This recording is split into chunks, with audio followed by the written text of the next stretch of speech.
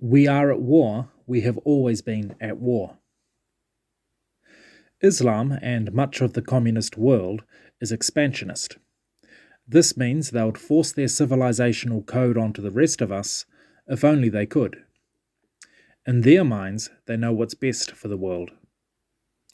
Okay, sure, blood and butchery inside one or two generations, if required, is hideous and will hurt, but in the expansionist's mind, it's a small price to pay for an eternity within a communist or Islamic world paradise. So why haven't the expansionists done it? Why haven't they overrun us for our own good? Obviously, because they can't. The modern free, or free-ish, world has a military might that only the suicidal could dream of challenging. Well, head on, at least. So the expansionists stay low, waiting and, if possible, growing stronger. Their latency, which brews in the background, is what we in the West are at war with.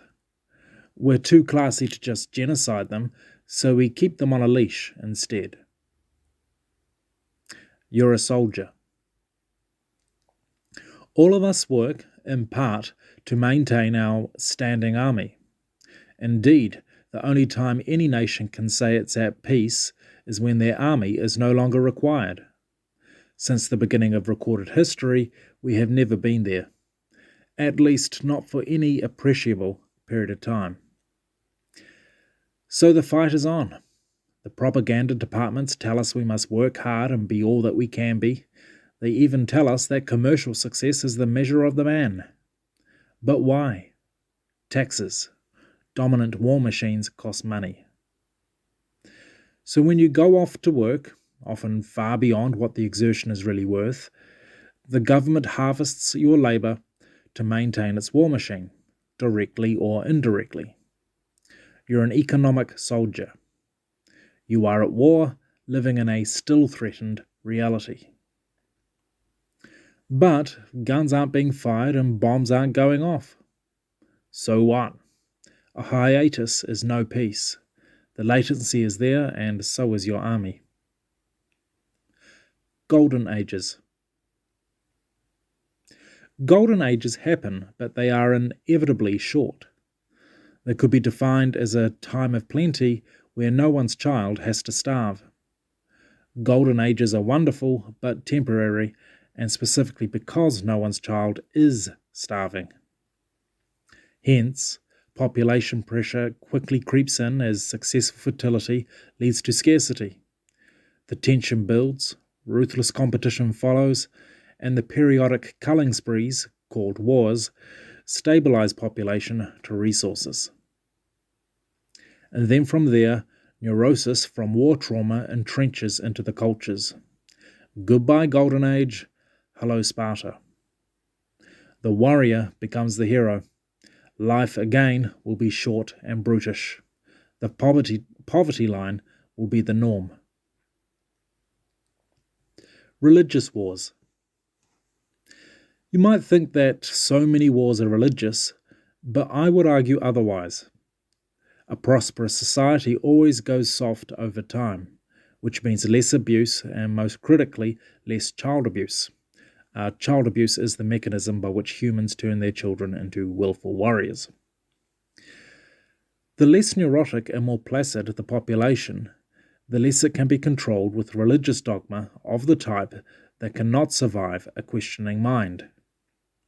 Religious dogmas are driven by fear, and non-neurotic people are less inclined to react to fear triggers. Nonsensical ideologies do not survive.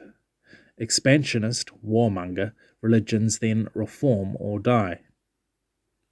Hence, crude religion is only an outgrowth of warring and hardship, and later a rationalization for it.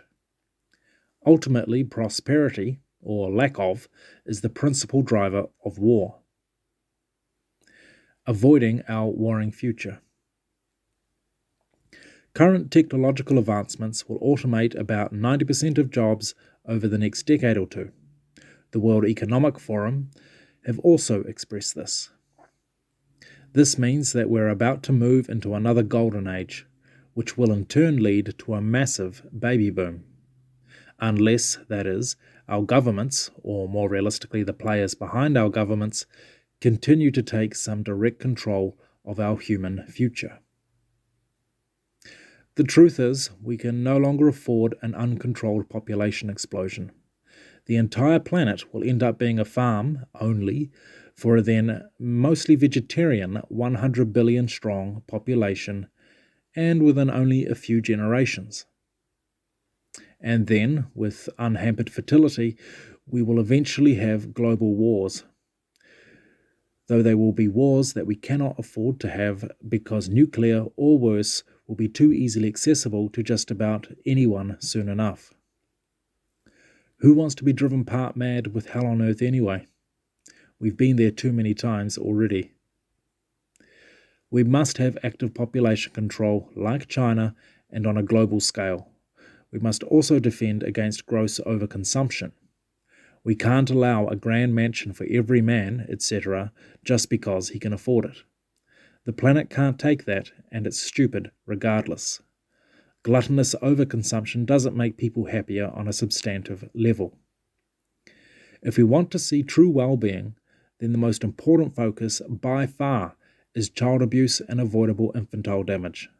That is the real global poverty that needs to be dealt with. Controlling for these problems will necessitate a given level of world government as a defense. And note these links are in my article. From here, and only here, we might pull it off. A sustainable, warless golden age, albeit artificially regulated to avoid the demons that would otherwise come from it. From here, the only thing missing is the toughest social problem of all, dysgenics. If natural selective pressures collapse, so might the strength of our gene pool. That too will require executive management. Additional note, following on from the end of my article. Thoughts on the elite.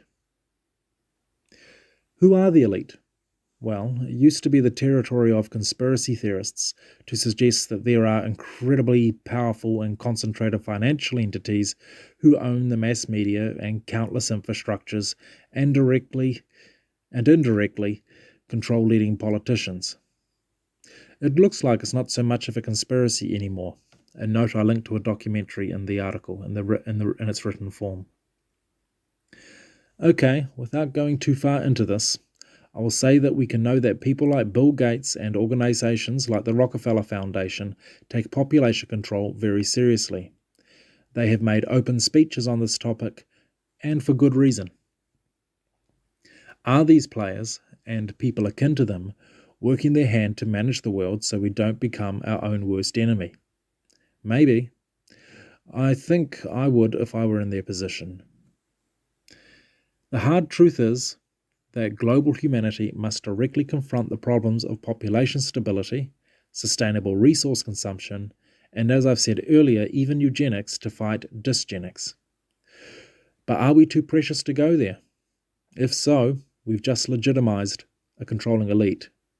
They can morally justify managing a humanity non-democratically if it refuses to manage itself. My personal ideal is not to have an elite whose thinking is run by in-house groupthink, but instead have a democratic system that is strictly controlled for merit. In short, this means every man and woman can vote, but not without a license. The license is obtained by doing a comprehensive, though interesting and accessible, online course on politics and economics, etc., that must first be mastered and passed within reasonable boundaries. If you're going to vote on policy that affects everyone, then you have a responsibility to demonstrate that you are not entirely ignorant and that you take the act of voting most seriously. This, I believe, will be the most ideal system that rightly harnesses democracy, yet with a strong focus on merit to vote. The people who can't be bothered doing the course will not vote. That's probably for the best. Ends.